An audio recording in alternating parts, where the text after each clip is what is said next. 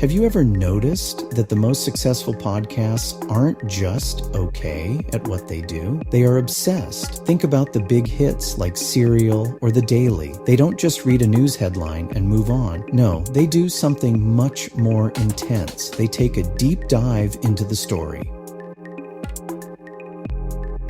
To take a deep dive means to explore a topic in extreme detail. It's like a scientist looking through a microscope. They don't just see a leaf, they see the cells, the water, and the life inside it. For a podcast, a deep dive means spending months interviewing witnesses or reading 500-page documents for just one episode. ESL tip, notice the verb. We always take a deep dive. For example, today we're going to take a deep dive into how AI is changing the classroom. It sounds much more professional than saying talk a lot about it. But here is where it gets difficult. Imagine you are the host. You've done your research, but you're feeling nervous. You think maybe this is too much detail. Maybe people want something easy and short. This is the moment where many creators quit, but the winners don't quit.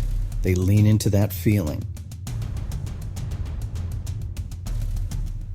To lean into something means to fully embrace a challenge or a specific direction, especially when it feels scary. Think about a runner leaning forward into the wind. They don't run away from the wind. They use their body to push through it. If a podcast host feels nervous about their unique voice, they don't try to sound like a news anchor. They lean into their personality. They become more like themselves, not less. ESL tip, this is a very modern phrasal verb. You'll hear it in business meetings. If a company is losing money on physical stores, the boss might say, we need to lean into online sales. It means accept the situation and go in that direction with 100% energy. Now, imagine the podcast is out, but the first few reviews are bad. People say, this is too strange, this is too long. At this point, most people would apologize and change their style. But the most successful creators do the opposite. They double down.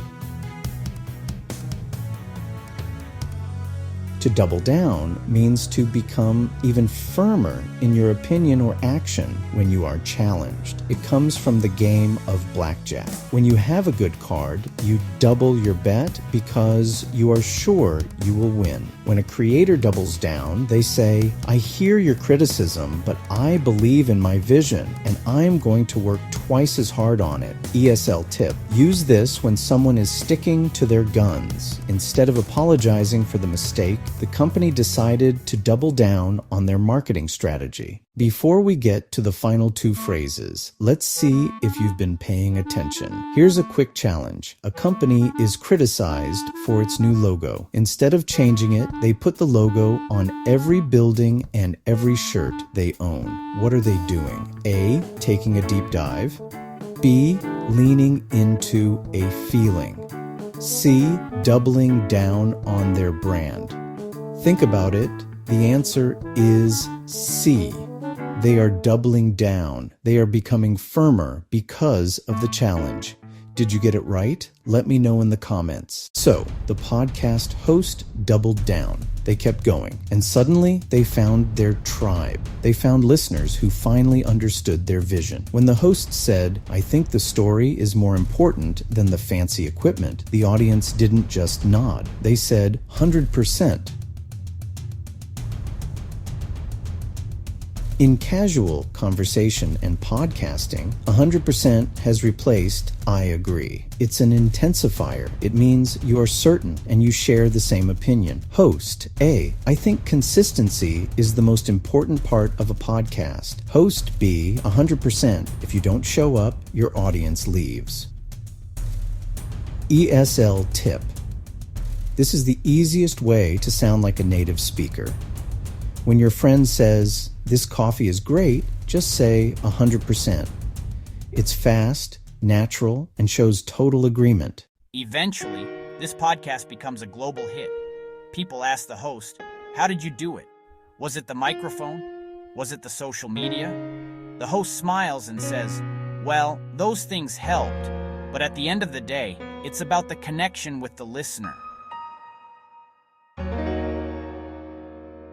This is our final phrase we use at the end of the day to summarize a point or identify the most important factor. It means after everything is considered. We can talk about technical gear all we want, but at the end of the day, the story is what matters. ESL tip. This is a perfect transition phrase for students. When you are finishing a speech or an essay, use this to reach your conclusion. It tells the listener, listen closely because this is the most important part. So, at the end of the day, sounding like a native speaker isn't about knowing every word in the dictionary. It's about knowing how to use phrases like these to tell your story. Take a deep dive into your interests, lean into your challenges, double down on your hard work.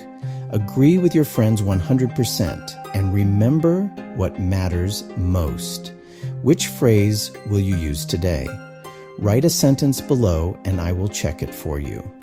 Don't forget to like and subscribe for more deep dives into English.